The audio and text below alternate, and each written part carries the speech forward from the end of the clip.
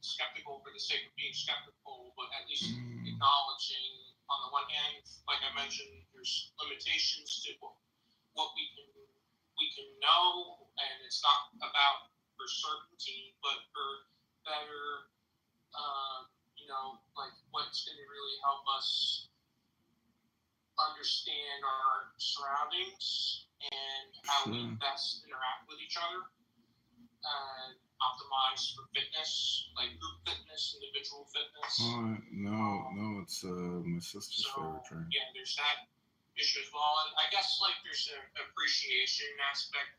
I guess the mystical aspect to me is appreciating that, like, you know what, like I can have humility in the sense that I can't know everything, and it's probably impossible to absolutely know about reality in every facet, but also to be curious and mindful and stuff like that.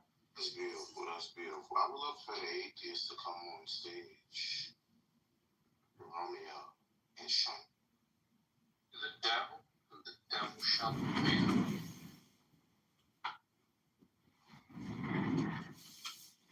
I'm curious. Roivas mentioned book number 4 by Crowley a couple days ago in the chat. Roivas, what do you think about meditation with regards to atheists? Your mic sounded a little staticky. Comedian, I have no problem with you being on the stage. Just try to fit into the conversation.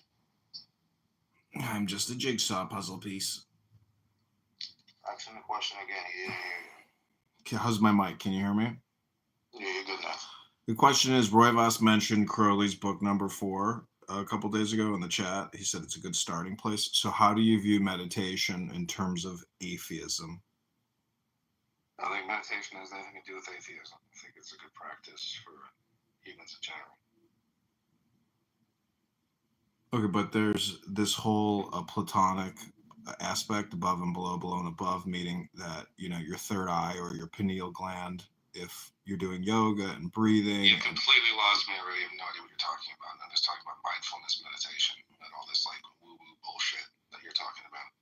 Well, it's a metaphor. So what you're talking about is I'm reframing it as a metaphor with regards to the divine. Just focus on your breathing. Stop all the bullshit. That's all you got to do. Just take it down a notch. Yeah, but there's books, essentially. There's no but. There's no blah, blah, blah. Just relax. Got it. It's all about relaxation. I mean, I agree there. Do you have anything to contribute to the title, comedian? Yeah, this is the song that never ends, and it's just like racial identity politics or any type of one-upmanship game with linguistics. So thus, this song, this game, it will never end, because really, it's like birds chirping in a tree, and that's exactly what's happening. Or you could say clowns. You find yourself participating in this song that will never end?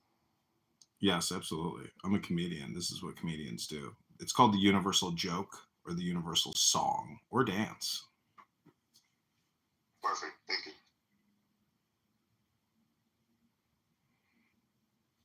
I mean, what is your religious background? Like, you're an observer. Like, are you, when it comes to the song that never end, what is your position on it?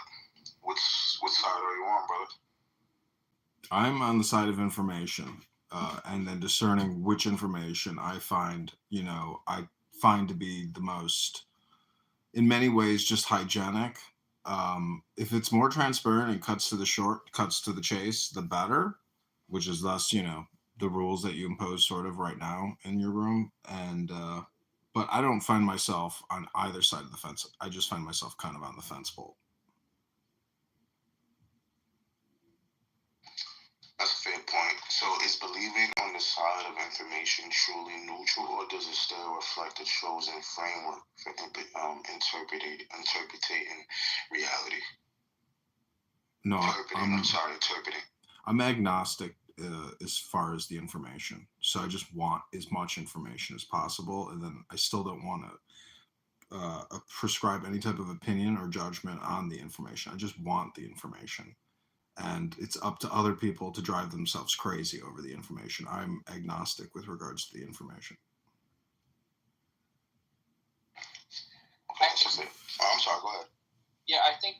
it's fine to have a bias toward, I think, we're anticipatory systems, so of course we're prone to bias. Like, whether or not you believe you bias or not, you're going to bias in the fact that you believe you do or you don't on whatever perspective. So,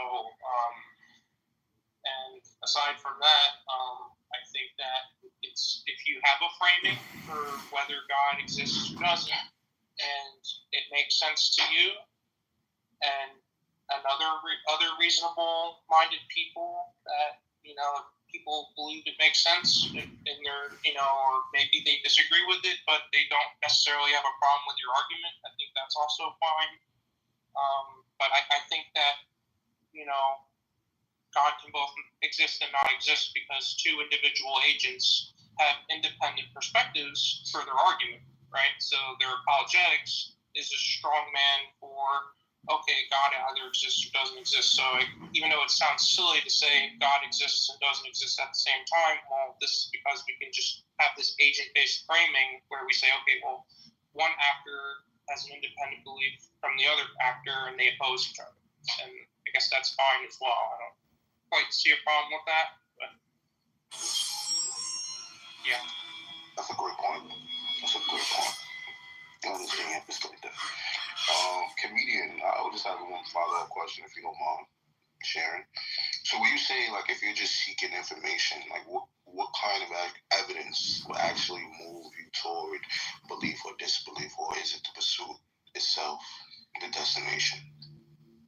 No, I mean, in the Bible, it says in the beginning was the Word, and the Word was the All, and the All created the Now, and the Now is everything. So that's what it is. I mean, meaning that it's a word game. It's a linguistic, like the Spirit floats through the Word. It is literally just empty vapor. God is just words. So you want to essentially be as proficient as possible in communication. A lot of people may have negative feelings about me because I have trolled so much, but my trolling is essentially stoic in my pursuit, meaning that I want to prove to people that they're not in control of their emotions.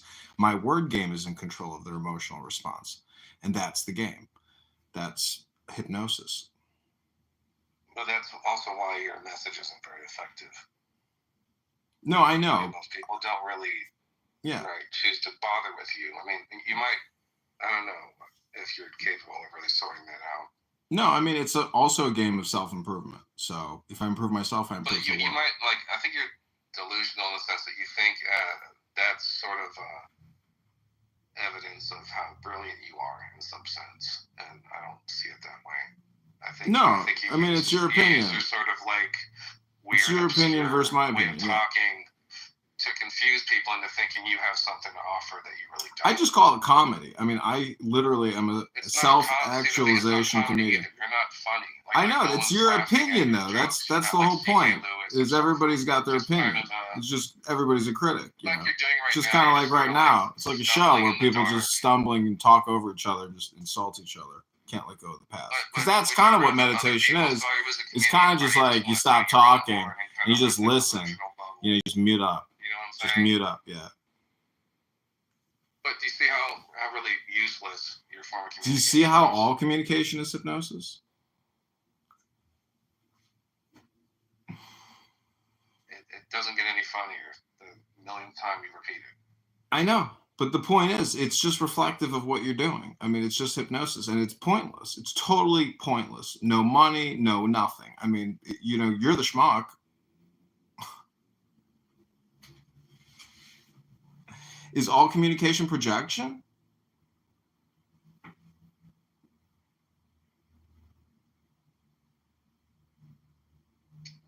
I mean, this is what I say now. Like, watching you two argue proves a point. One mistake's performance. It's okay. One mistake's performance for personality. The other defends mockery as art. Yeah, when they realizes the real comedy is how seriously you're taking yourselves. I don't know why Benji's talking. It's a waste of time. Exactly my point. Arrogance. Yeah,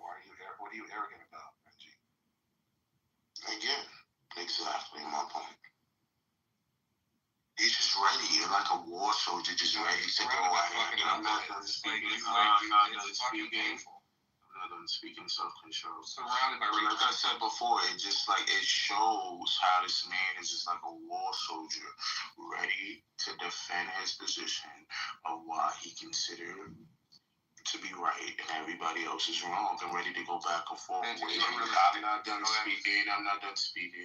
You see, this is a prime example. I'm not done speaking. He has to use profanity and try to insult your me father in the because he shower. has no. Look at the emotional outburst he's displaying right now. Look at the emotional outburst he's displaying. He's showing us why he's a piece of shit. He's stupid His like father most people in doesn't the love fucking him. house. He's telling us how he's stupid. He's projecting on stage what he really is, and we're Benji, you've never said anything right now. remotely interesting. I haven't said anything towards him, and he's saying everything to You're me offending about me how by being he is. stupid. So shut the He's fuck up. He's offended himself because he's stupid, and he's trying to say I'm stupid. So projection on the stage is why I show people Benji, you're a loser. what they Shut the do. fuck up. He's showing us why he's a loser, and he's trying to say I'm a loser. Projection is a hell of a drug. So he just displayed to us everything that he goes on. It takes place in his life, and he's trying to paint it on others. Rovius, why do you find yourself doing this? Benji, you're probably the stupidest person on this app. You know that, right? It's like you and me and fucking who else? Who else is as dumb as you are trying to think? Esdras. Esdras is well, I think he's mentally retarded or seriously delayed. You're amongst the ranks of those idiots. Now he just gave us his opinion, and he added other people to the list of who else feels stupid according to Rovius. Why don't you create your own thoughts? Make your own thoughts instead of repeating mine to everybody. I wasn't done speaking. Thank you. Self-control is something he also Hey, doesn't retard, have. shut up. But now he's telling us how. Hey, retard, shut your fucking pie hole. Now he's using profanity. Also, Hey, retard. Hey, retard. What he's doing is showing to the whole stage. I'm gonna turn my volume down so the retard's done talking. He's very triggered what other people say, and he's just displaying us. I don't have to. Can't hear you, insult him. retard. I My don't have volume's to do down. anything, and it just shows about he's definitely emotionally triggered. Can't hear you, So retard. tell us what happened to you as a child that made you reach to this point that you call other people stupid and you feel so Are superior. your parents as stupid as you are? Is this like a generational thing? Now he's telling us how his parents were Not stupid that I can hear you. when he was a child. His parents, he said he was stupid when he was a child, and his parents doesn't love him. So he's projecting on stage his emotions to us, and I'm just trying to figure out what made you reach this conclusion of life. Does anyone on this panel know someone stupider than Benji on this app? Now he's telling Anyone, us James, how Benji? stupid he How about you, is than Ken? What about you, Benji. Jesse? Now he's telling us how stupid he is than Benji. Benji, And you I'm are the just trying to stupidest figure person out the talking trauma about that he this. goes to. It's sad. Tell me more. I'm embarrassed for you. Tell me more.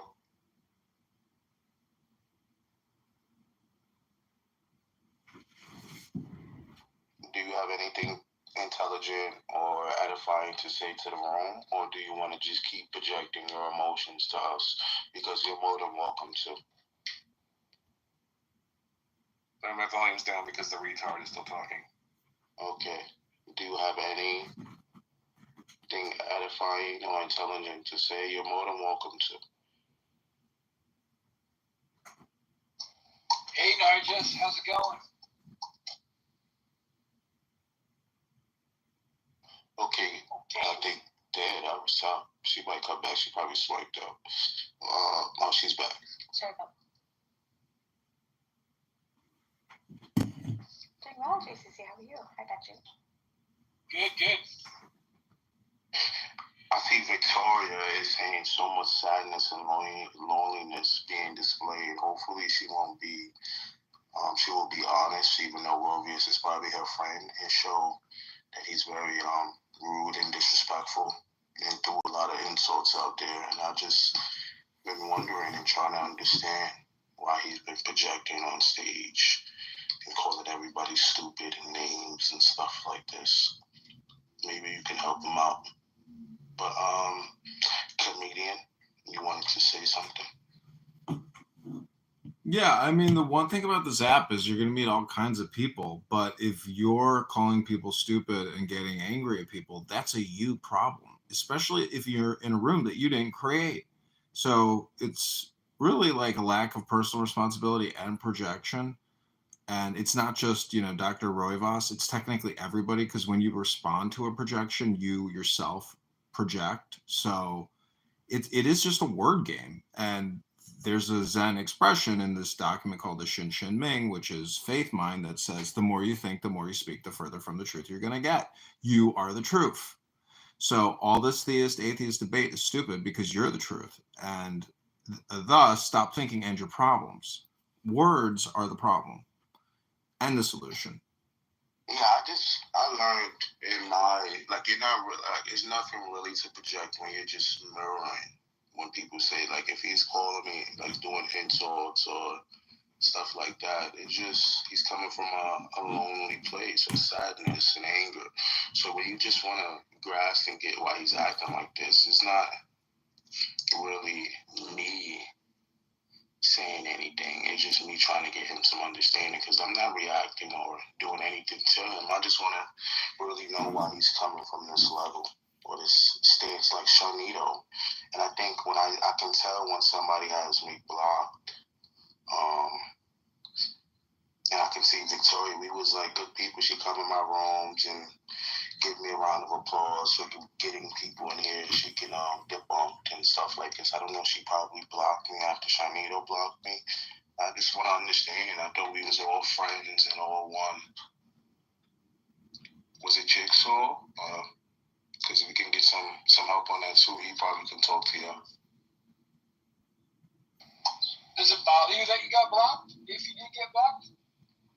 Not at all. Like I said before, I just want to have a conversation of why we reached that level, and maybe we can come to some common ground. That's all. Because everybody is welcome to my room. Everybody can speak. I give them the opportunity. Even you. Even sometimes you don't like the way I speak to you or come at you. But I give you the time to speak, say your perspective, and etc. Yeah, so the blocking's... You cut it out.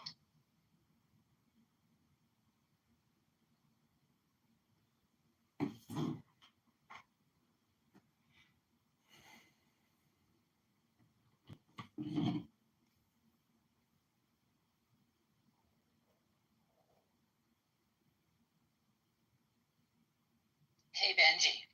What's up? Okay, am I clear? Yes. I have a little bit of a block list that has nothing to do with people personally. It's more of a behavior issue. When I'm in your room and you're doing the game, that's fine, and I'll go along with what you want in your rooms. And I've played the game. I've played your game. But when those people come into my rooms and I'm moderating and they don't follow my game, but they insist on coming in and they do that behavior over and over, they get blocked so that when I'm a moderator, which is rare unless it's my room, then they can't come in because they're just not moderatable. Right? So a few people are great in other rooms and I enjoy their company in lots of rooms, but because they're not moderatable, I don't want them in my rooms, and I don't want that. I don't want the vibe to be destroyed when they come in, and so that's my my solution to that. So nothing personal. I really like your rooms, but you're not moderatable in some of the houses that I've had, so that's why. Yeah, I could definitely respect that perspective. I don't recall me in your space with your moderation. A lot of people tell me I just don't recall me in your space, so I can respect your perspective and I understand where you're coming from. I really, really just want to speak to Sharnito because I feel like he's just very he just took it the wrong way. and I understand why.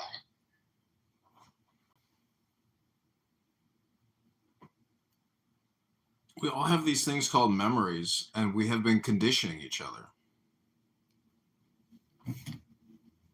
That's a good point.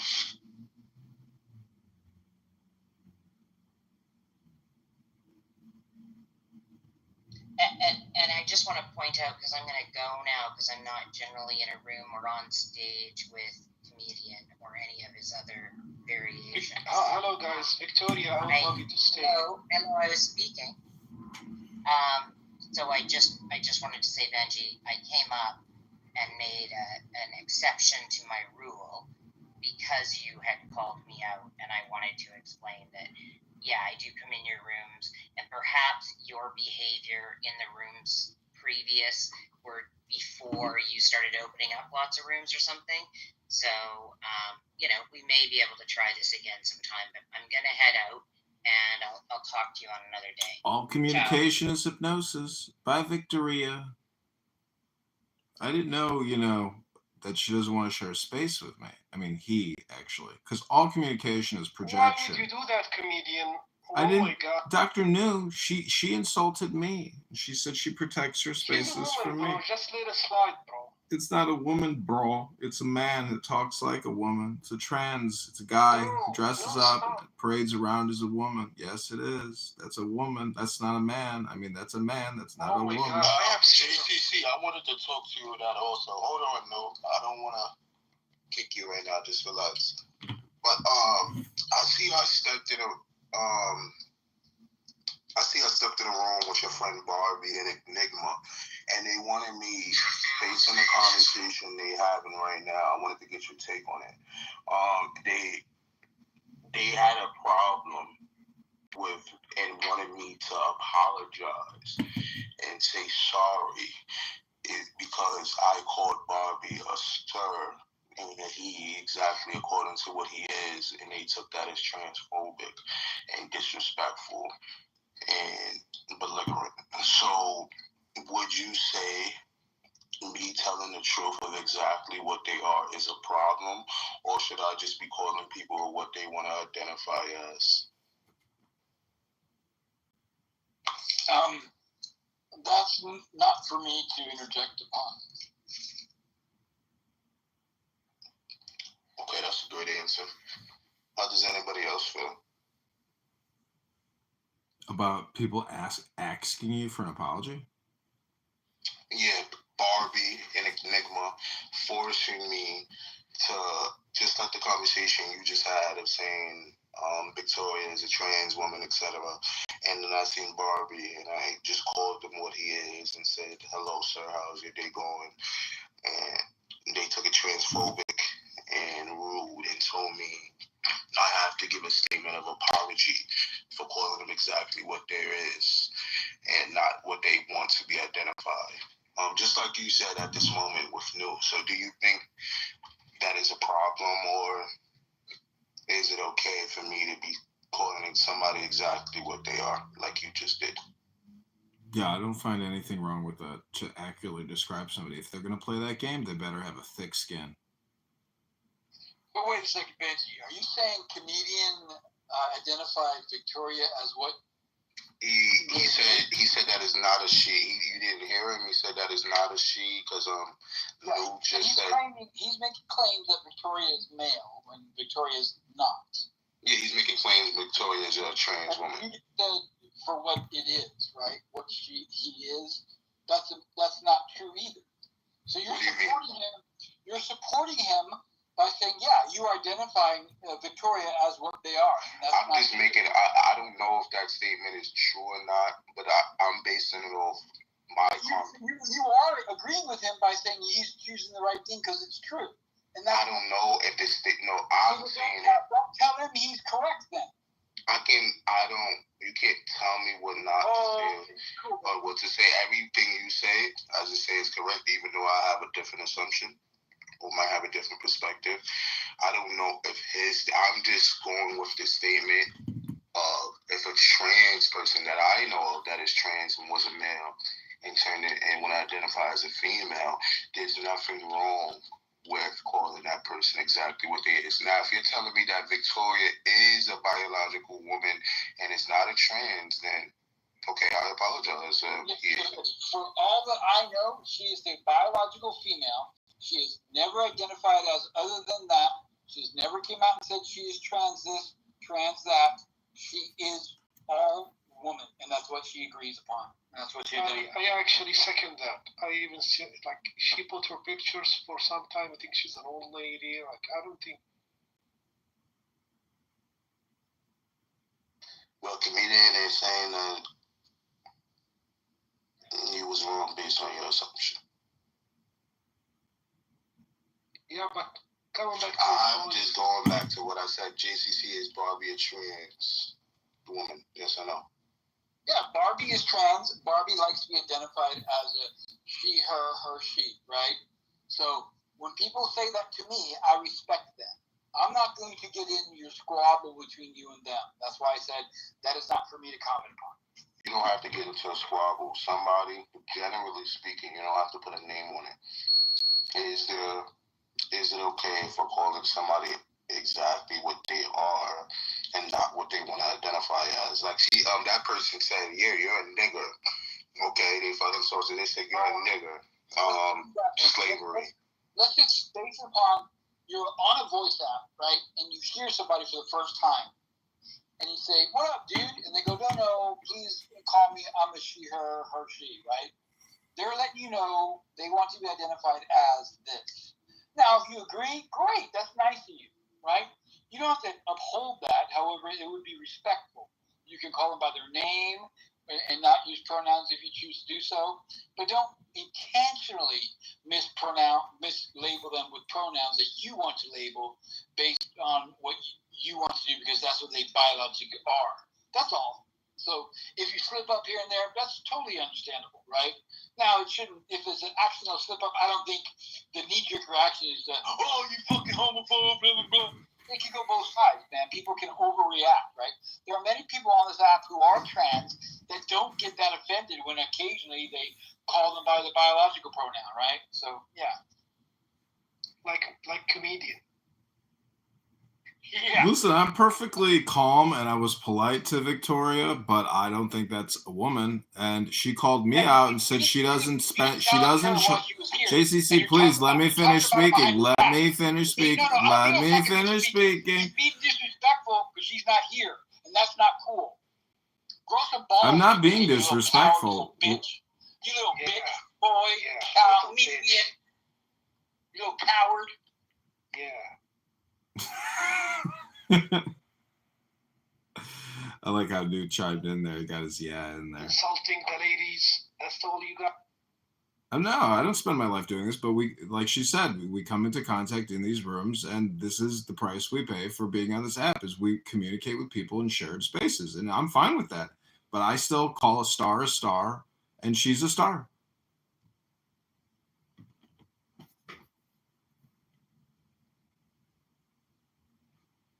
Because every man and every woman is a star. Well, why you are a comedian? I don't see any comedy, bro. Oh, you haven't heard my show yet. It costs $10, but I'll give you a quick sample. Here it goes. Free, free Palestine. Free, free, free Palestine. No more hummus, no more crime. Free, free, free Palestine. Thank you. It's $10. I'm at the Chicago Theater this Friday at 10 p.m. Tickets are $4.20 a pop. Thank God and God bless. Health, wealth, love, and peace of mind. I don't think there's nothing wrong with calling people what they are. I think everybody should start calling. I think the next time you see that person, you should definitely call that person what they are. Just like you told me I can't tell you what to say, you can't tell me what to say. But is it telling the truth to somebody is a problem? Why would you lie to them? I already told you my side of it, right? But why would you lie to them? I'm not lying. Yes, you are. They're No, I'm not lying. They are coming out saying they are trans. I understand what that means to be trans, and they want to identify as this gender. If somebody didn't come with their genitals or whatever, or their penis. They're not saying that their sex has changed.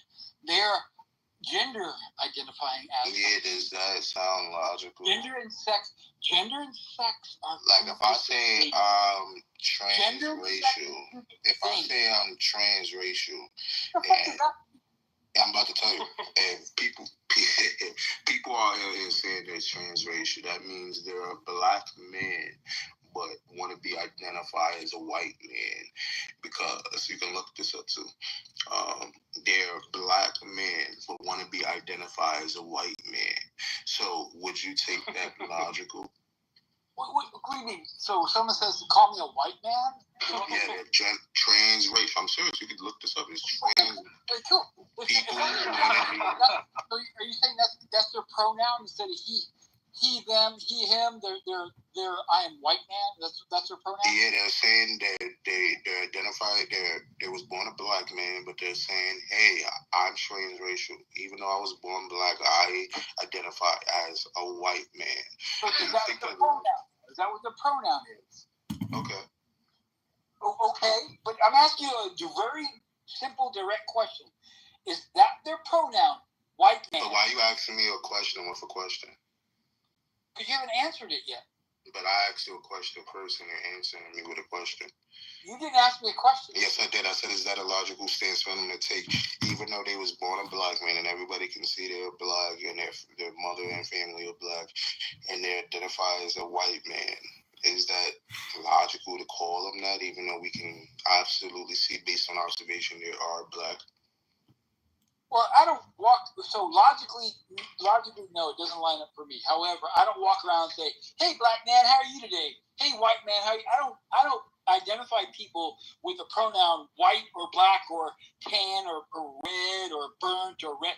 I don't call people by their level of melanin in their skin. That's obviously we are different human beings, but we're all the same. It's all one race. We're all human beings, right? People are different based upon their genetic makeup. It doesn't change who we are as a humanity, right? So I don't go around identifying somebody, hey, black man, how are you today, Bill? You know? Do you call white people bigots? When they behave like a bigot. I haven't, based on my observation, I haven't seen you call a white person a bigot yet. Why do you Yes, call I have. why do you call black people bigots? Hey, wow. I have. What is the definition of bigot? Someone who is degrading others based upon their cultural and ethical background. Oh my! Look how racist this is. Oh my. What? KKK. This is like white supremacists all over. Are you really saying that about me? This is like white supremacists all over. Are you fucking Benji? Here's where I really this conversation is going off the fucking rails. You're making you're making false allegations about me. This is white supremacists all over. Let him have it. What the fuck are you talking about? How This am is I definitely mental health. And you're gonna fucking overtalk me, aren't you? Okay, JC, explain why you call people like that. Call people like what? I don't know the word he described. Bigot. If someone is behaving in a manner that constitutes them being a bigot, regardless of the amount of melanin in their skin or their cultural ethnic background, I call them a bigot. And I've called other people who are of the lighter skin persuasion a bigot because they were behaving like a bigot in a room that I was in. Okay, but mostly it's black people that you call brown people. Yes, it is. Mostly? Yes. Yeah, that's a good question. Because you're in the rooms that's occurring, right? So when they call me, shut up, cracker, shut up, white man, shut up, fucking crack addicted, crackerhead, you mother fat crusty old fuck. That's bigoted behavior. So I'll call them out. Anyway, this was fun. Y'all fuck off. Yeah, you gotta run now. Oh my god. Bring him back, bro. I'm gonna go talk to him. He will come back. He's fun, lots of fun. Fuck you, man. Thank you. Yeah, I mean, honestly, it's like I don't know. See, he's his own worst enemy because, yeah, you can use profanity towards me, and it doesn't make me feel good. But at the same time, I'm not gonna get angry about it and escalate it and yell back. So the way to transmute this experience is essentially to replatform him and make him into a cartoon, because this is a comedy show and he's, creating dopamine in an unhealthy way. But as the listener or observer, it's important to transmute this negative type of communication into a positive spin, which is, replatforming and monetization, aka the publishing industry. That's a good point. Yeah, that's yeah.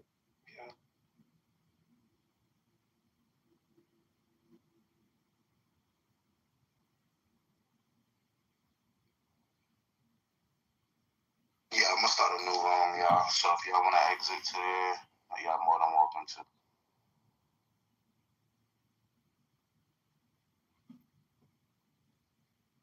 The world can get access to the internet, right? And so if you just use balloons, you need like thousands of balloons. They're getting blown away everywhere. They're falling down everywhere. Like it would be a really unintelligent way of providing internet access, don't you think? Not at all. It'd be similar to the Concorde. See, the Concorde used to go up to a certain altitude to avoid all those atmospheric changes. So for the most part, you can send a balloon up somewhere near to the top of a. So I'll call him out. Anyway, this is fun. Y'all fuck off. Yeah, you gotta run now. Oh my god. Being him back. We're all the same. It's all one race. We're all human beings, right? People are different based upon their genetic makeup. It doesn't change who we are as a humanity, right? So I don't go around identifying somebody. Hey, black man, how are you today, Bill? You know? Do you call white people bigots?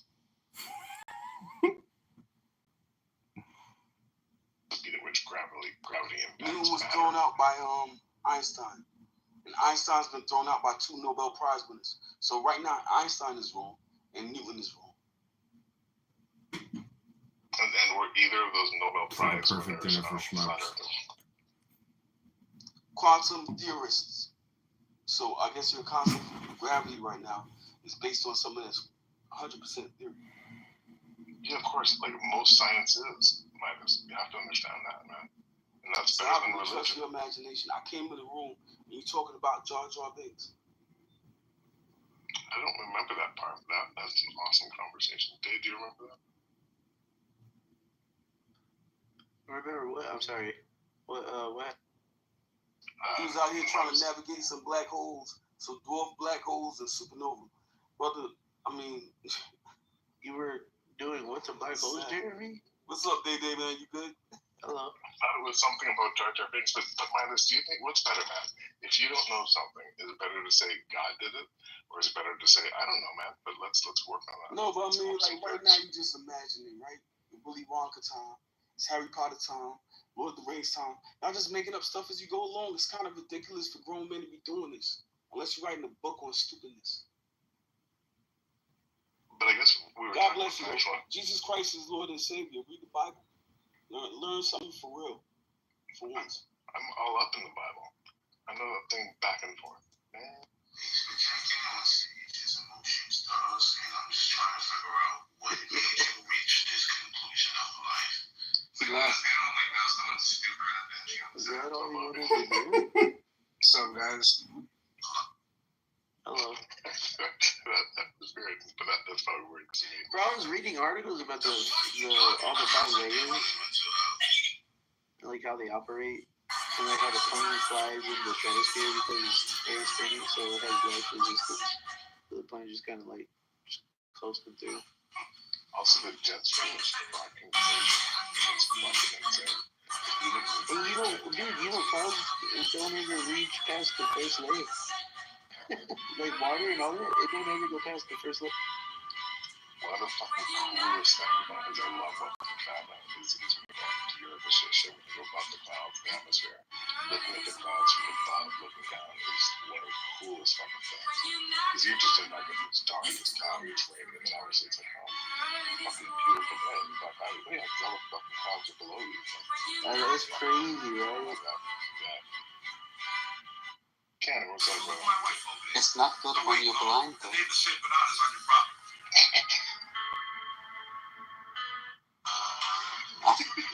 I'm good. How are you guys? like that SNL skit with Debbie Downer.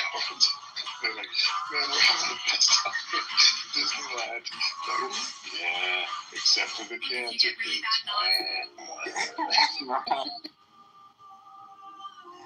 But yeah, the clouds look bad.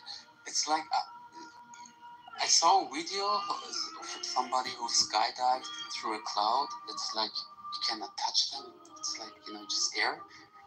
But I think it would feel nice to, skydive through a cloud. I would hit by a, thunderbolt, I guess. That's insane. How much clouds weigh? You would be like blown away as he types too. How much they weigh? Yeah, it's insane. No, tell me.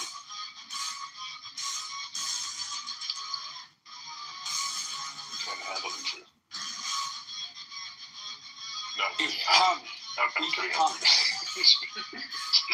Your typical kind of white, fluffy cloud will weigh about 1.1 million pounds, or 500,000 kilograms. Excuse me, Jesse Pinkman. Oh, damn, like... Detective Comanche. Now, Cricket Police. I don't know. We have a few minutes of your time. If you go someplace to talk. Abby, are you religious? I'm sorry, sir. I didn't catch your name. Sorry, what's that? We just want to clear a few things up. No big deal. I was raised Catholic, but I think I'm agnostic. I want to believe there's a God, but I don't know if they go. They just. Oh, I remember. You're like a little super confused.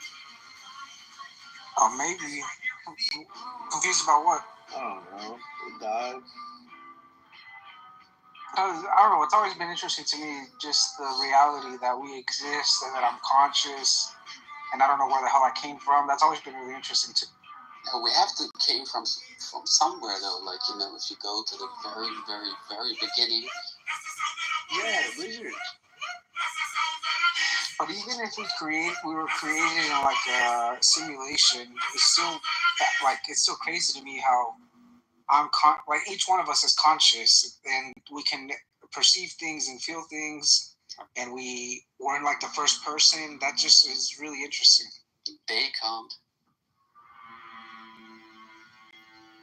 What did they So doesn't there have to be a start? Like, Yeah, I mean, how far back do you want to go, though? Did the chicken came first or the egg? The egg. No, this is all wrong. No, I mean, this is actually recorded. The red jungle fowl laid an egg that came out of chicken because they domesticated it. So eventually the eggs came out chicken.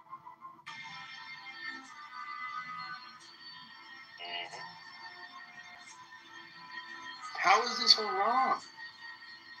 I was just joking.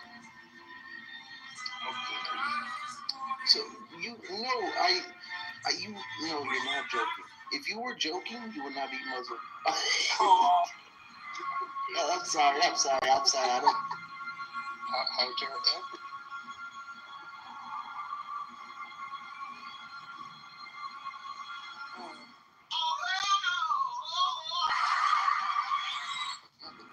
I don't know. I think there has to be a supernatural power somehow. Even if we in a simulation, the creators of simulation are the superpowers for us. But, like, I'm watching Rick and Morty since 1 week again. It's such a good show. I love it. It's so good. It's so top tier. But here's something someone introduced and I mentioned the other day about simulation, and I was like, ooh, actually, I had not thought about that. Right? Because I look at it and say it's less than 50%. Just talking about the simulation.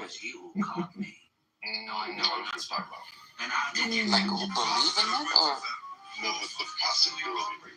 And specifically when it's a simulation, meaning we are the result of another species on our simulation.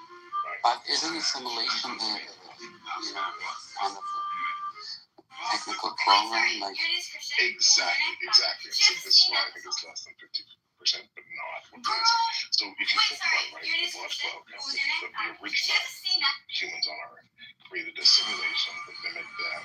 They had technology that enabled them to do it so perfectly myth. Let's imagine we're that simulation. We can't tell. Right? But if we go to logic that simulation being so perfect, replicate of the original, would also gain technology to a level, enable them to create a simulation underneath them. And that would continue to infinity. Wait, here it goes. So you would say, like, Jeremy, doesn't that mean the chance that we are one original out of millions, hypothetically, we're one in a million, the original, so we're most likely at that simulation? No. It means that we're less than 50-50 in this life because we live in a simulation, potentially, that doesn't have the technology to create another simulation. That can only mean one of two things. Either we are the very last of the simulations with not yet created another defense, or we are the original. So but the reason why we're less than 50-50 is that I would say that either we're assuming there are millions of simulations that just happen to be like the last, or we don't live in a simulation, and as a result, we are the original. So you're like if there was no squirrels, I'd be like, oh, maybe it could be. You know? Squirrels are just fluffy-tailed rats. Fucking, that's racism. Squirrel adoration and rat hate is just pure racism. But like, what's the point of like our consciousness is derived from supposedly, if you guys agree with me, evolution, right?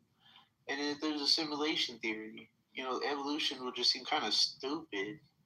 Like, it's not like, oh, now I have consciousness and that's why I'm in the simulation. Apparently, a simulation created this slow process of evolution to be able to eventually lead to somebody smart enough to know where they're at. You ever play World of Warcraft? Yes. Exactly. And how fucking long it takes to get to level fucking 60? That's design. That's programmed by design. You could cut it down really short if you just grind and don't sleep. I mean, and, you know, just get coffee. I mean, it will take you a few weeks and you will pass by like a year. But that's exactly what I'm talking about, right? And this is the third possibility that we mentioned. What if we're these little humans living in a simulation on Earth that was created by another civilization that are not human at all, not on Earth? Yeah, the simulation theory is basically just some higher advanced being creating the simulation because they think that like, if people are such a high enough civilization, you can create a simulation of life, and then anybody could potentially be born in that life and have consciousness struck there and find randomness, and then you'll be living in a simulation from some higher being. Honestly, I think those two things are radically different. I'll tell you why. A simulation created by humans like us to create another Earth-like civilization that's simulated a little.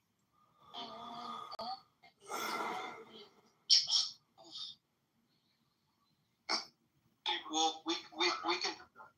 Now we can talk about any kind of slavery. Hold on, Rock. Hold on, bro. Stellar, what do you want to say? Do you not agree with Lieb? Do you want to say something, Lieb? Stellar, hello. Okay, you're not there apparently. Stellar, okay, so I'm talking to Tyler. Hold on. Oh, yeah. So, Lieb, oh my God. So that's my whatever handler. It's fine. Do you think that systemic racism exists, and do you think it's a real problem?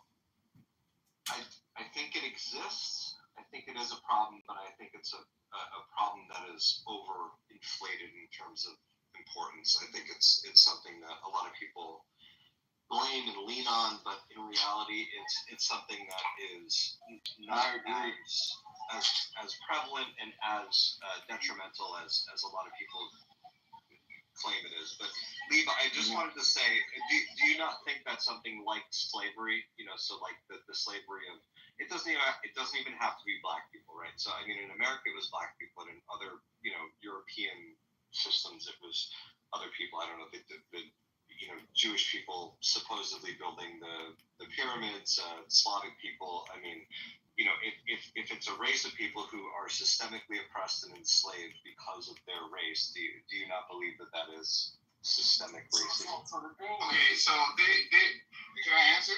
Okay, so they weren't like enslaved just because of their race. They were enslaved because that was the cheapest supply of labor at the time. If it had been like the cheap population or a cheaper population of like, let's say, Chinese people somewhere, then it would have been that. But it's just coincidence. And to imagine that, like, okay, a society that existed, like, you know, a century and a half ago is like exactly the same thing. It's not because of their Man, the thing is, listen to me.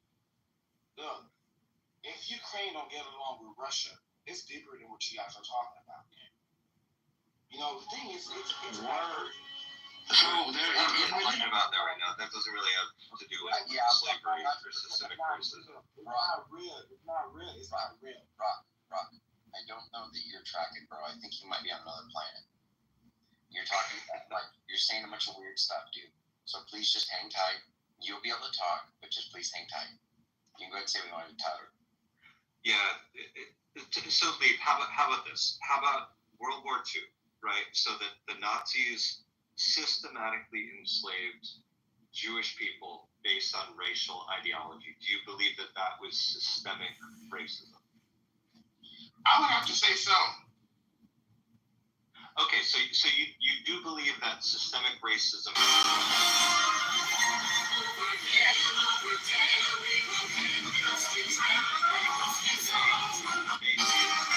necessarily a large or pervasive problem. It's not the same situation. I mean, like, you say, okay, during the event, okay, so the conditions are different. So, I mean, okay, if you could take a whole bunch of people and put them in, like, a concentration camp because you didn't care for them, okay, and you look and you see all of these, like, school robberies and all of the jail and all of the things. all religious exercises, whether they are meditative or whether they are If ritualistic. anybody was a candidate to end up in that situation, it would be them, but that's not what happens. So if you explain every single thing that's wrong, okay, systemic racism, then you're saying that because some people, Your mic has some reverb. Can you fix it? It sounds kind of crappy. I don't know what you're doing. Yeah, I thought it was just me, but bro, yeah, something's wrong with your mic. Yeah, hang tight. Is that better? I rolled up the windows. Is that better? Yeah. Yes. Go ahead. So I'm saying it's not, you know, it's not the same thing. It's like, okay, an example of when people expand something and they inflate words. I could give you Isabel Wilkerson. She's like a famous author, and she wrote that book called Caste. And she was talking about the Indian caste system, and she was trying to over-apply it to the United States case and say that because black people consistently are like losers in the economic game, then it must be the same as the Indian caste system. So it's overstretching your analogy is what I would call it.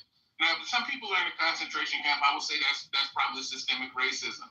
But if you end up in jail because you can't stop, like, you know, robbing gas stations, and it's more of you in jail than some other people, that's not systemic racism. So do you think anything below a concentration camp can qualify as systemic racism? I mean, that's like a very high standard to meet, right? So unless we're having like an active Holocaust, I personally think that systemic racism can exist, but it is way overblown. One example is, so I was on a bus in South Boston the other day. I'm from the Boston area. And I found myself on a bus in it's the nicest way to put it, a diverse area. And as soon as I got on this bus, So in religion, all religious exercises, whether they are meditative or whether they are ritualistic, are whoopee. They are not something you do in order to attain anything. They are like art forms, like dancing. They are expressive of attainment.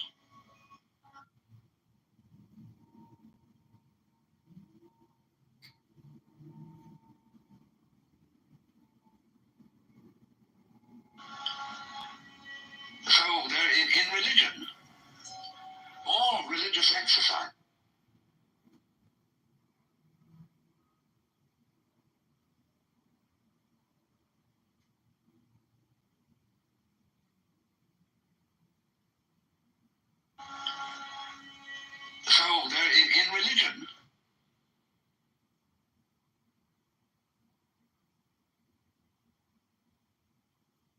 because I hopped on the bus with my white skin, right? I mean, it's I'm not sitting here pretending I'm like super oppressed or anything. I mean, for fuck's sake, man. Like, well, Tyler, let me weigh in on that because if you talked about the reverse, let's say we talked about men versus women. If you say something to a woman, it may mean one thing, but if she says that exact same thing to you as a man, it means something completely different because of the power dynamic. So I think when you're talking about the power dynamic in the history, so if a black person says that thing to a white person, it goes it's a little less deeper than when a white person says it to a black person. Like if you say black power, nobody's threatened. When you say white power, motherfuckers is thinking about Nazi Germany and shit. You know what I'm saying? There's a whole different context when you say certain things as the group in power. So that's a false equivalency if you're trying to just say, you said it to me, if I said it in reverse, it's not the same. Ninja, you gotta let me go. But why is it excused in the one situation though? I was on a bus full of people. If I was on a bus full of white people, I guarantee you somebody would have said, "Hey man, that's not correct."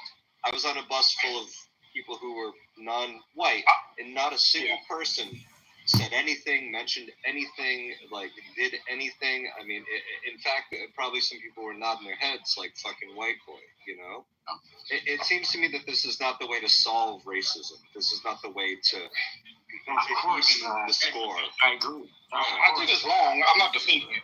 I agree. I just think it doesn't have the same effect. Okay, so it doesn't. Definitely doesn't. So Tyler, to go back on what you said, okay? Fleming. So you can go ahead. I think you're cut. Or I am. Is he cut down? Yeah, bad connection. Whoever that is, you have no connection. Okay, go ahead, Fleming. Go ahead, buddy. So Ninja, I apologize. I don't want to steal your thunder, but to Tyler, first off, racism is systemic racism is codified by law. I literally wrote my master's degree on this. It's codified by law because of the fact that black men and white men get charged differently. It's also, in a way, in medical racism. We could talk about the Tuskegee experiment. We could talk about that. And I wrote my paper on that. Wait, so everybody in the Tuskegee experiment is dead. No, listen. Hold on, real quick. I want Sasha to talk to you, Fleming, real quick. Did you say you have a master's degree? What'd you say? Yeah, I have my master's degree in public health. So I studied public health. I studied how black women died because they had a different doctor that was a different race. Or first off, from a scientific standpoint, there's no race. We are the same species. The fact of the matter is that you are a black person, you are more likely to die because of the fact that you have a different physician than your own race. That's the sad part. It's systemic. It's systemic. Okay, can you give me some numbers for this? Okay, it's systemic. How many more deaths out of 100,000? Is it like 1 out of 100,000 if you have a black doctor, and then 2 out of 100,000 if you have like a non-black doctor? It might be statistically significant, but is it practically significant? And could it be explained by other factors? Yeah, dude. I'm literally. I do. Hold on, real quick. So I agree with you. I agree. I think the same stuff will come out, Lee, that you're going forward because I agree with you. I think there's problems. I'm a little concerned about you citing like your education, Fleming. You're kind of sounding a little weird to me with some stuff you're saying. I like in religion stuff. You just said. Religious exercise. I don't think that's true. I think Bob pointed out in the chat. Sasha.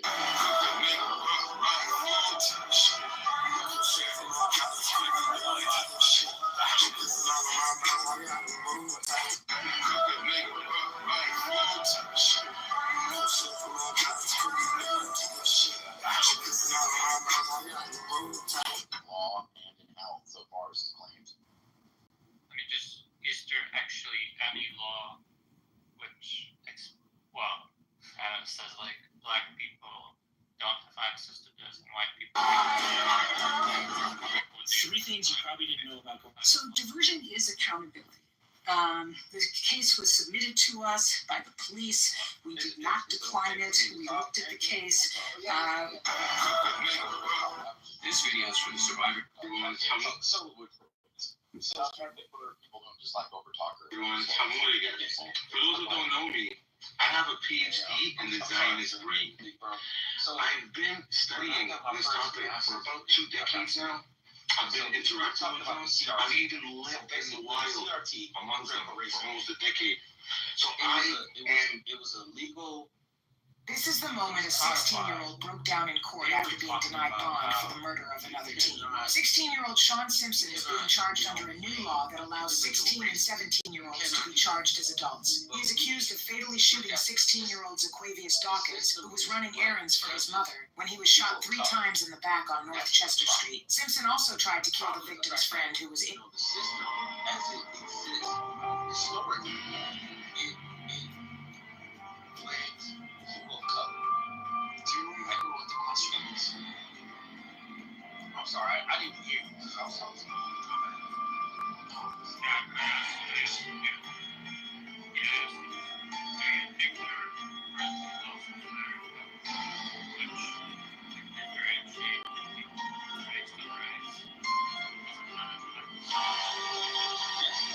I do. That's what I was talking about, CRT.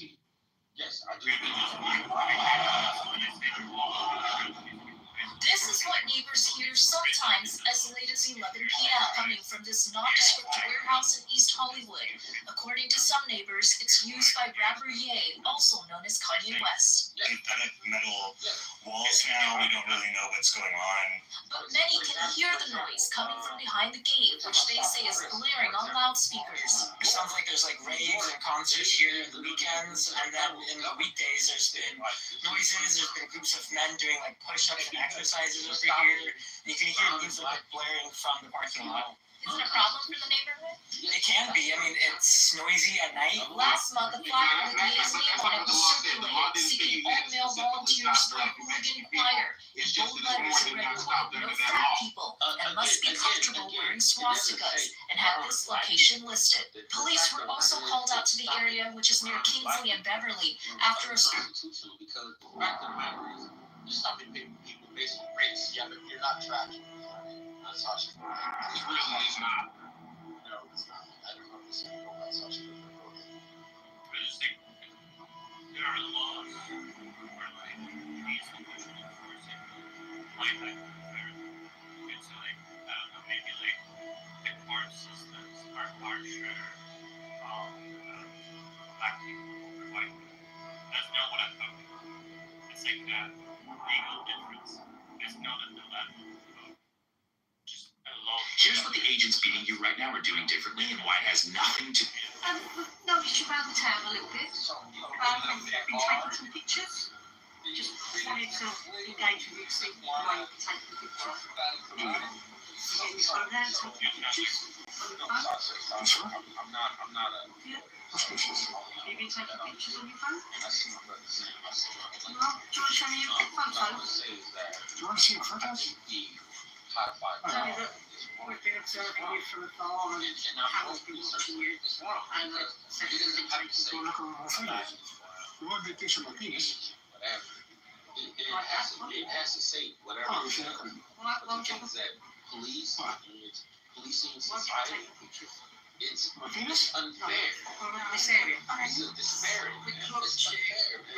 It's a different question. It's a different question whether or not everybody goes through the process and they come out the same as to whether or not the laws.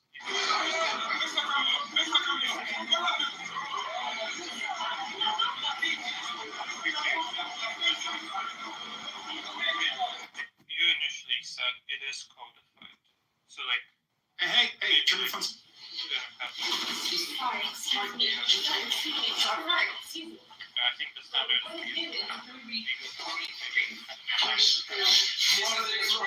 Men dressed as prostitutes reading filth to children. Look at all these people here. Let's secure protection of grooming. Get your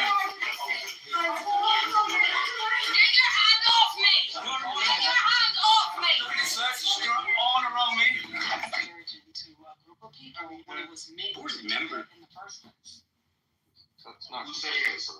I'm not asking Yeah, hold on. any of you. Yeah. Hold on. I'm Actually, asking Fleming. And I said do. pursue Fleming. I think it might actually be better to shift to Noel. Salsa, but you can pursue Fleming.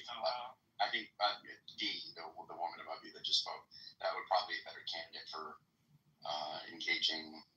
On the actual level.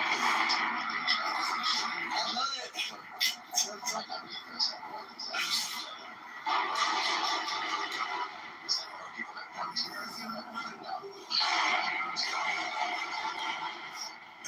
so I feel like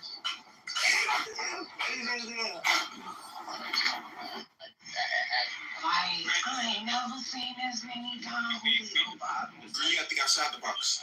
It's a smudge in every bottle. Cause all the smudges together, now you get to a whole idea about it. See, you gotta go back because you want to. Agree. Disagree. I'm asking Fleming. The fuck is wrong with you people?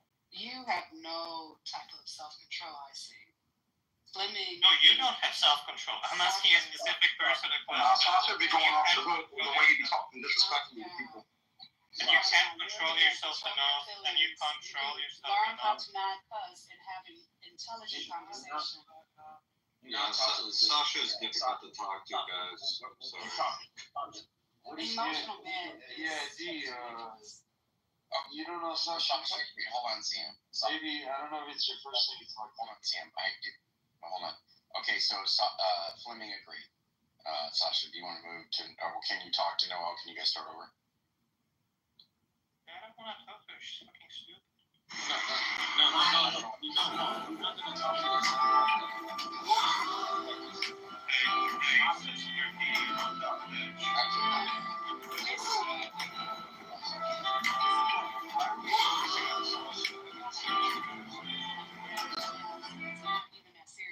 What was your least favorite video? Probably when Tony told me I was going to do a shoot in a scuba mask. Can you hear me in there? She can't hear me out there. But she thinks we're doing a little photo shoot right now. Like you can hear us. In the mask. This is to increase your oxygen flow as we're filming. Lied to me. I've never been stoned before in my life. So this is my client Alec. What was your least favorite video? Prosecutors charged a Brown Deer woman in the shooting death of her neighbor. They say it stemmed from a complaint over loud music. Dr. Ankantunde Bogan, a well-known dentist, died in the shooting. The suspect is claiming self-defense. Here's 3 News people. Kiana McGowan sought in court Thursday, charged with reckless homicide in the shooting death of her downstairs neighbor, 41-year-old. Chicago Fire Department investigators say the garage fire that led to the Hold on, Sam. He just conceded the point, right? Like, I asked him what definition of racism he was using. He cited the source. I went to the source, and we agreed that the source he cited gave the definition. Chicago Fire Department, which didn't preclude black people from being racist. Yeah. So I obviously it's very long and kind of hard to track. I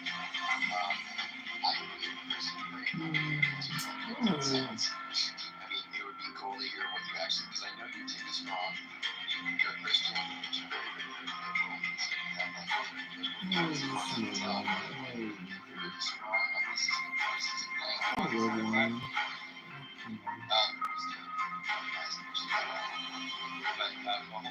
That's what you know.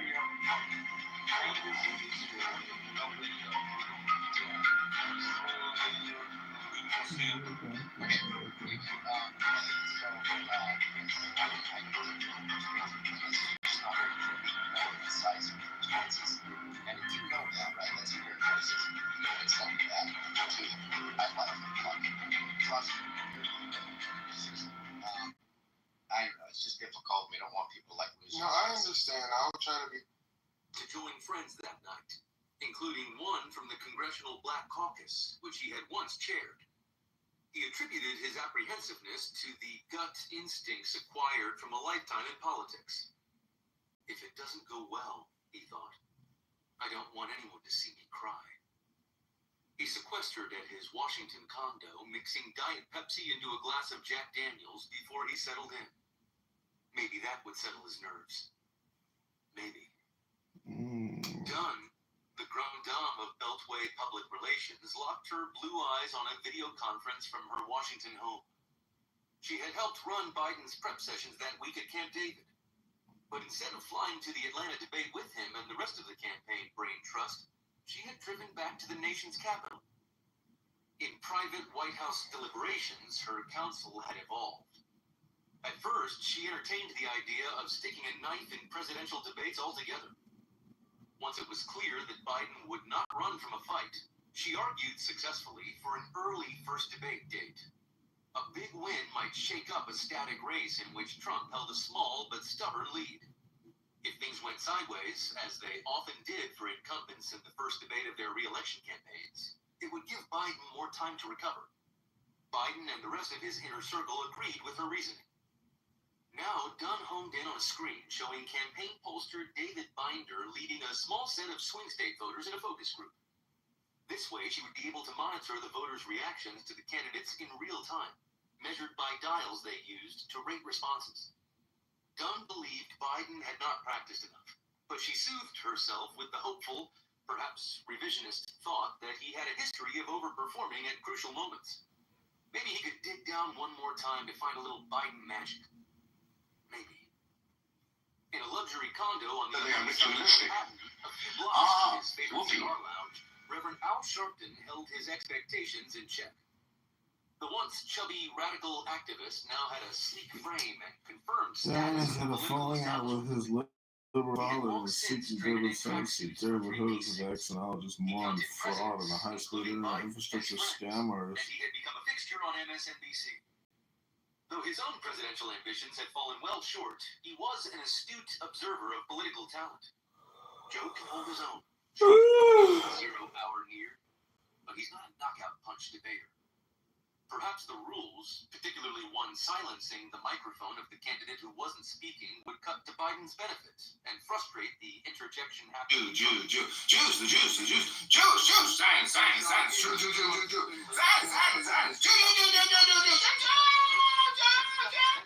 John Morgan drizzled a deep bucket of fresh popcorn while pre-game debate punditry droned in the background.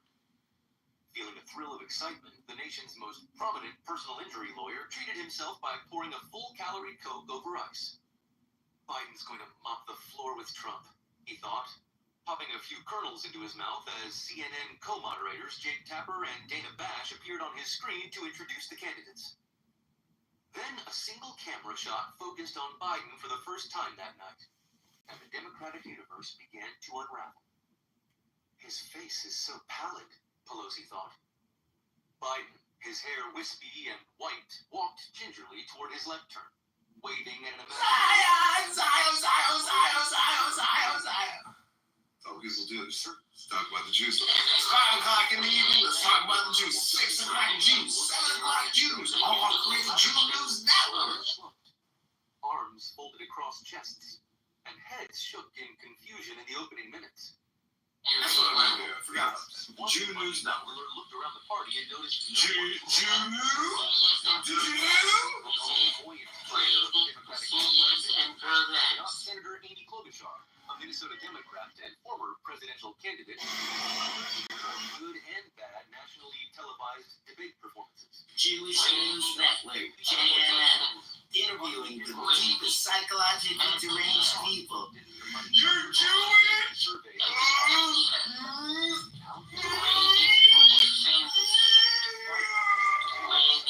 Colonizer! Zionist colonizer! Apartheid, racist. Free my people! So you can't do it. Nature and politics. But on debate night, with the eyes of the nation upon him and the hopes of the Democratic Party clinging to his frail Educate my brain. I don't want to just like listen to people say Jews, Zionist, Jew, Zionist, Jew,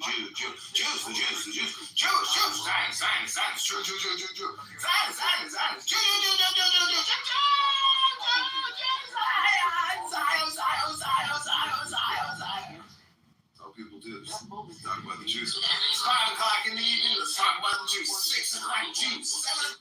Moments later, he trailed off into nonsense mid-sentence, asserting that he would make every single solitary person eligible for what I've been able to do with COVID. Biden knew that didn't sound right. He cut himself off. His lids covered his eyes as he looked down to the lectern in front of him. He searched inside for an answer. As Biden paused in silence, millions of Democrats' hearts stopped. They stared at the expressionless face, pale with horror show makeup. They waited for him to say something.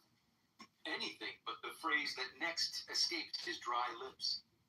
Lifting his chin, gathering his poise. Oh, I created Jew News Network. That's what I did. I forgot. Jew News Network. Jew News? Did you know? Jewish News Network, JNN, interviewing the deepest psychologically deranged people. You're Jewish?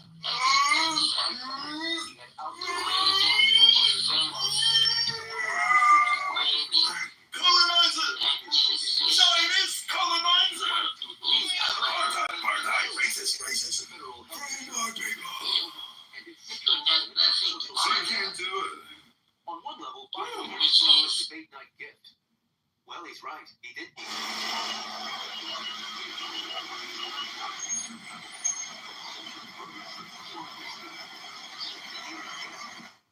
And he's destroying Medicare because all of these people are coming in. They're putting them on Medicare. They're putting them on Social Security. They're going to destroy Social Security.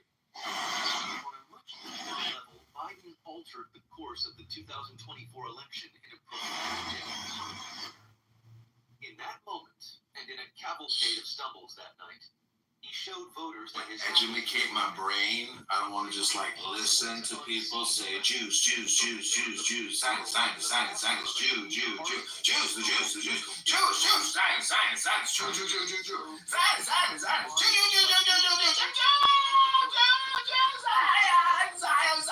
So they're in religion. They ran against each other the first time. Oh, People both physically and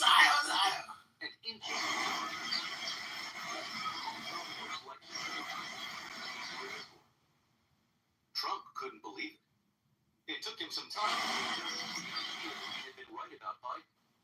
His attack. Biden absorbed blows and didn't punch back. How do I keep hitting him without coming off as an asshole? Trump thought. And if I stop hitting him, will viewers lose interest? He suddenly became acutely aware of the optics of bullying a sitting president of the United States. He could go too far. They all think I'm going to go off the rails, Trump thought. Instead, he drew back. An odd note that sounded almost like sympathy touched Trump's voice after Biden spit forth word salad during an answer about border security. I really don't know what he said at the end of that sentence, Trump said. I don't think he knows what he said either. In a nearby hold room, senior Trump advisors Susie Wiles, Jason Miller, and Stephen Miller sat speechless. Coming into the debate, they had worried that Trump was not taking his informal prep session seriously enough, and that Biden might exceed a low bar of expectations. This was too good to be true. Holy shit, thought Wiles, who seldom let profanity slip through her lips. Back in Washington, Pelosi's phone exploded. Messages from alarmed Democrats poured in. She shot a text to Morgan, the donor in Florida. What are you seeing? What are you thinking? This is a natural disaster playing out before our very eyes, wrote Morgan, who could be counted among Biden's staunchest loyalists. His phone pinged. It was Pelosi again. John Morgan says this is a disaster. The text was a mistake. She had intended to send it to her husband. Life was suddenly moving very fast for everyone but Biden, whose brutal night continued to unfold in ruthlessly slow motion. Even as recently as the 2020 election, Biden had been capable of responding rapidly on a debate stage. During a primary debate in Miami in 2019, Representative Eric Swalwell, a California Democrat, suggested You and me, both of us, this that makes we. You will never be apart. And I say you are the only one when you said that you loved me.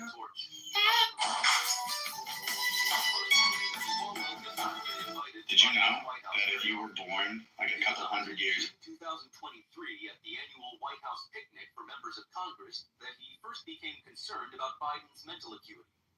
When they came face to face, Biden did not immediately recognize his one-time rival for the party's nomination. Swalwell had to cue Biden with personal details to remind him. You just want to have an actual conversation. It's not an actual conversation.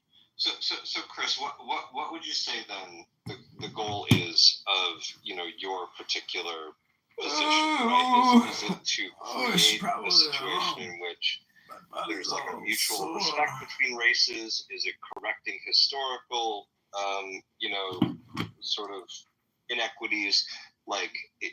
Because the problem with me is redefining racism as being like a matter of power plus prejudice. It seems to me to not be interested in actually correcting like historical, or at least like creating a level sort of playing field among the races. Like it seems to me to be giving a bit more deference and privilege to one, or at least to people who are deemed as being historically oppressed. That it means that in order to correct that, we need to, give them specifically, an advantage that they didn't have in the past. Would you say that that's the case? That's actually when you take that exact statement and apply it to the other side. That's exactly their sentiment. This belief that they are oppressed. I'm asking about your sentiment, though, Chris. I think that it's projection, because typically, like when you're debased from like foundational truths, you just exist in your feelings, and your feelings are just going to project. There's a way of running away from that truth. So I'm asking about your position, though, Chris. My position is at its core that this is a problem when it comes to security. It's a problem when it comes to wisdom, when it comes to strength, when it comes to critical thinking. Do you believe that Black people should be given special consideration when it comes to something like hiring or positions of power to correct historical inequities? They should have considerable access. Do you think that they should be given special consideration when it comes to things like hiring or positions of power? Yeah, I mean, I think that yes. Yes, when you look at the history of this country, based on the basis of race. Yeah, I mean, I think it shouldn't just be race, but I think that those are some of the things that should be considered. Yeah. So you think that people of a certain race should be given preferential consideration over people of another race? I don't think that it's essentially like preferential, like where you prefer this or whatever, but you prefer a diversity of thought and experiences, because what you're failing to understand in that it's not just about the race of the person. It's just that you are anticipating that because of their lived experiences, that they may have a different perspective on things, that through their story and their experiences, they may be able to bring something else to the table that we're missing. And so even in the same way that our Congress works, where we deliberate over bills and laws, right, we have different arguments that come to the floor that create more of a language around what is the thing that we're actually trying to accomplish. And so when people go through different experiences and you're not interested in their voices, right, you don't just lose their voice, you lose what they had to say and how that, can and the wisdom that we could get from that. Like, it's, why do you hold space for people if you don't find them to be valuable at all? I don't think that's what I said. I certainly don't think that's ever what I said. Oh, no, I wasn't saying that that's what you were saying. I was just saying that rhetorically. It's like, why do you not want to realize the potential of the people who make up 13% of the population? Yeah, so Chris, can I just tell you, it's like straight out my concern with sort of the social justice type angle of things. And I tend to honestly probably among this crowd here, at least in this room, tend to be much more friendly to that sort of viewpoint. But my concern, sort of at its base, is just that if if what we're doing, again, and it's why I asked about the goal. I know, and they made fun of me, but who the fuck cares? Like, the idea is that if the goal is to create actual racial equity, right, we're not going to do that by giving preferential treatment to one race of people over another race of people, right? If our goal is to create, a world in which, people are respected based on, them as people or who they are or their character, their morality, right? We're not going to do that by saying, well, this one race was historically mistreated, therefore they should be given sort of special consideration in, dealings, whether, again, I just gave a couple examples like hiring or, in sort of, executive positions, or if, the more important thing is representation, quote unquote. I hear that word a lot, but in reality, I take it to mean that, people of certain groups are expected to be represented, right? We need to hire people who represent this race, this gender, this particular group of traditionally oppressed people. And if we do that, if we give them sort of positions of privilege, it seems to me as though we're just creating another system of inequality, another system of privilege, and another system of, advantage over others based on race. And it doesn't seem to me to be getting us closer to our goal if our goal is truly to have equality. Tyler, let me ask you a question. What state are you in? And there's a point. I'm making a point. I am in Massachusetts. So you're in a small state. Do you believe in the Electoral College? Typically, no. But if I'm going to be 100% honest with you, it's if it advantaged me, I'd probably be more amenable to it. Just using that example, for smaller states that don't have the population to compete with the bigger states, they do have a system in place. The Electoral College is sort of a DEI. For the minority states, the smaller states, for them to have equal access, they give them more votes. They give them more representatives. They have a system that kind of equals things out for the bigger states. So the bigger states don't keep running the table. I typically disagree with that system. Okay. So it's probably not a great example because I believe that the popular vote, for the most part. I got you, and I agree with that as well. But there is arguments from the smaller states, the red states, the states down south, who argue that they need certain types of representation to battle against the bigger states. So that argument has been made throughout our nation's history. It gives them more power. It gives them more say. It gives them more. Yeah, but I think DEI or in this context, what you're losing to. Let's be honest. It's probably it's just that it gives them more leverage, right? It gives them more power. It gives them more say. If that's the reason why they like it. I mean, it's probably not a great example. Yeah, and I don't necessarily agree with the application of like, we gotta hire a black person at the expense of a white person. If we're gonna give the job to a white person, they're both equally qualified. No, I wouldn't do that. But if I would say there needs to be more consideration or a more deliberate getting, like what's his name said, more diversity of thought and experiences. Because if I look in a room, if I'm a white CEO and all the CEOs are white, and I look around and they're all white males, white Christian males, maybe I'd be like, I need to go ahead and give some diversity in this room, and then therefore I would have to go out and look at different places, different pipelines to say, I want more Indians, I want more blacks, I want more women, I want more gays to be in this room for that thought. So I'm gonna just go deliberately and go look for those types of people who are qualified.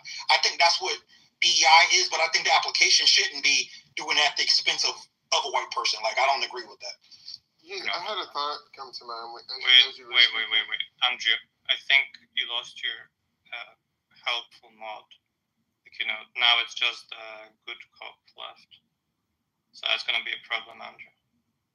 Have you ever met Noel?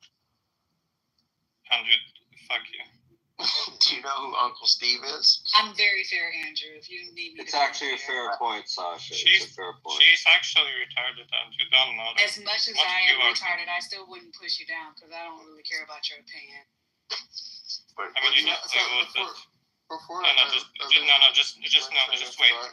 Chris. Just settle down. Maybe Hua would be a good candidate. That's fine. Noel, I got you too, though. Don't worry, because I ain't against you. I'm hoping we can have a decent conversation here. He keeps avoiding me, but Well, it's you understandable. you can see an observation tonight just how dangerous it is when someone forces you to conform to their worldview, but doesn't hold that standard for other people, right? And how much that breeds animosity, resentment, how diminishing and demoralizing that can be. But yet those same people will make an argument that you should make space for them, while requiring of others what they don't expect of themselves. You know, how much of a breakdown to society would that type of thinking be? I can only imagine. What the fuck are you But talking about? I wasn't talking about you. So the Yeah, point I'm is, I'm not saying you are. I'm genuinely wondering what the fuck are you talking about? so I don't want to lose my train of thought. I had a question. I kind of want to do like a little thought experiment. Is anybody in the room bilingual? Yeah. Thanks. I think it did. That's cute. I think it can only help. When you're bilingual, right? You speak different languages. Would you say that, like, between both of the different languages, it can only help. that you have more autonomy to say different things, like tonally, and maybe even in translation, that there are certain things that can be said in one language that you can't say in another language, and that, you know, between both of them, you may even have a more intimate understanding of life itself. I don't think it's that deep now. Like certain things that I find easier to say in one language than another, like certain advantages, but it's like it's not really that deep. Like I don't know. I find cussing in Polish is a lot more expressive. There's like a lot more cuss words, and I think like English is just kind of cleaner. That's like So in religion, all religious exercises, whether they are meditative or whether they are ritual exercises. It's like kind of neat. It's like it's nothing like, you know, just my things like it did anything. I mean, in fact, probably some people. Yeah, your thinking is different. Like certain languages have more words for, like rain, for instance. That there's more nuance and complexity to life than one may be able to appreciate with one language. Now, if we make language analogous to a particular experience or worldview, that through that worldview, people have access to certain things, they contend with certain experiences, and certain things they are able to see or recognize as relevant. But that's not a full picture of the totality of our world, our society. There's more complexity and nuance to it. So now when you have different groups of people of different races who speak differently, who appreciate things differently, they may recognize different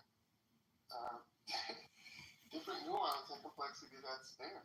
So if we're, for instance, in war, going to go to another country, and we need people who can speak different languages, you know, beneath the veil of that, we need people who can appreciate different aspects of or be able to connect in different ways or connect different dots that we don't see are there.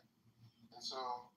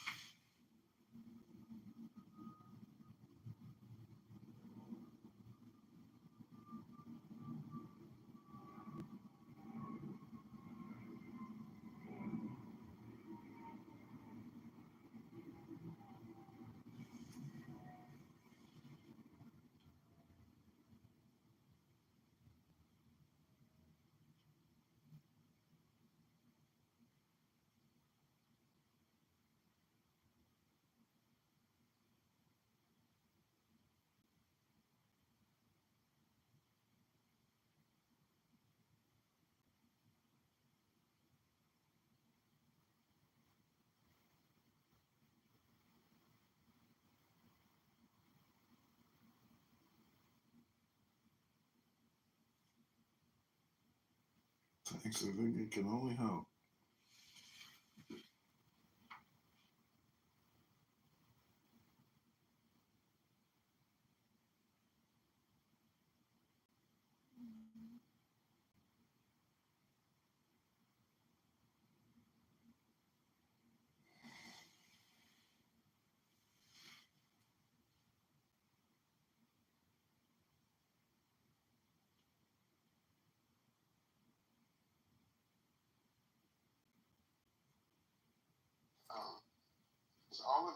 very subtle way adds to a efficient or healthy, work environment where everybody can do what they need to do. And so, if we're going to be a society where through vote we raise voices, then we should be open to listening to what other people have to say and not throwing it away as being inadequate. Because at the end of the day, like, that's what your critical thinking is for. You're able to take and synthesize from different points of view, different perspectives, what is most relevant at that particular point in time. But when you already lead with assumption, then your biases are automatically going to dismiss something that could potentially. It's like you take account of like, I don't know, MAGA people saying, MAGA white Christians saying, all Christians are being oppressed. You take that experience on board and like not dismiss it out of that. Well, I think that they're being challenged, and maybe you're incapable of answering questions. No, I think I am answering your question. Well, it was like a yes or no, so do you mind starting with a yes or no, or I don't know, or no, I don't think that they're being oppressed, no. I thought we went through this yesterday. Were you in the room? No, I don't think so. Okay, Andrew even conceded it was kind of a weak argument. No, I mean, I talked to Andrew about it, and I told him, like, his, like, the studies he was bringing up for it were, like, weak sauce. But I'm asking you, is, like, how far does this perspective taking extend? Like, just, like, I'm not particularly interested in, like, I don't know, figuring out how racist America is by asking a bunch of racial minorities. I think that's, like, a stupid project. You're saying that's, like, a really good way to figure out the issue. It's like, okay, does that extend to, like, hillbillies saying they feel oppressed? Does it extend to MAGA Christians saying that they feel like their values are attacked? And if not, why not? And so we already, you already said it doesn't, so, like, why doesn't? I think if people are frustrated that there is something that's there. And then to your point, right? Imagine if everyone thought the way that you did, nobody would ever get a chance to speak, because it all boils down to what interests you, and what you're interested in. So we don't need people who just, only speak and don't actually take an investigative approach to life. So, trust me, I'm way more investigative than you, but you're not answering my question. Let's try to investigate the issue. You're trying to answer the question. Well, you told me that you were not interested in a topic that is essentially, in America, when it comes to race and the Black experience, one of the most, if not the most, nuanced and complex social dilemmas of the last several hundred years. And you're telling me you're not interested in that. So but I am interested. I'm just not interested in figuring that out by, like, asking a bunch of Black people what they think about it and how they experience the world. It's like that's, like, has next to no value for me figuring it out. And what's wild about that is that you're saying if white Christians are saying that they're oppressed, that other people should hold space for their grievances. That's so. No, I'm not saying that. I'm really not saying that. I'm asking you if you take their grievances on board like you do the grievances of other groups. Right? I don't take the grievances of MAGA people seriously. Oh yeah, no, I do. I think that Like, seriously, in the sense that we discussed, like, I don't think that, like, white Christians in America are being oppressed. No, right? when you talked about MAGA people, right? So that's a broader group. I take that to be a broader group of people. I think that they're upset. I think they're frustrated. I feel like they feel looked over. They feel forgotten. But I think that their anger is misplaced. So I think that they're focusing on minorities and immigrants when